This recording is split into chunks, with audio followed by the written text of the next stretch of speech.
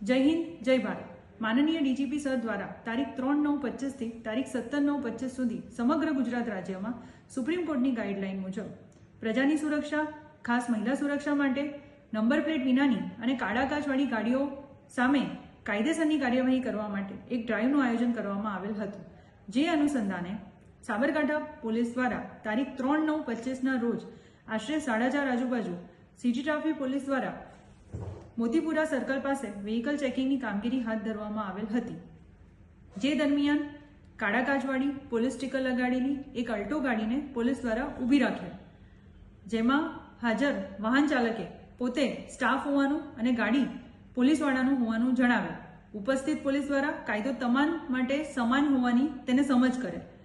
જ્યારે પોતે આર્મીમાં હોવાનું તેણે જણાવેલ, પરંતુ તેની પાસે આઈ કાર્ડ તથા ગાડીના કાગળો પણ ન હોવાનું જણાવેલ, જેથી તેણે પોતાને જવા દેવા બાબતે અને મેમો નહીં ભરવા બાબતે પોલીસ સાથે સતત 11 મિનિટ સુધી દલીલ કરે, જેથી પોલીસ દ્વારા કાયદાની અમલવારી કરવા જણાવતા પોલીસના જવાન હિતેન્દ્રસિંહ પરમાર સાથે ઝપાઝપી થતા ત્યાં હાજર પોલીસ દ્વારા તેના વિરુદ્ધ પોલીસ સ્ટેશન લઈ જઈ કાયદેસરની કાર્યવાહી કરવામાં આવેલ.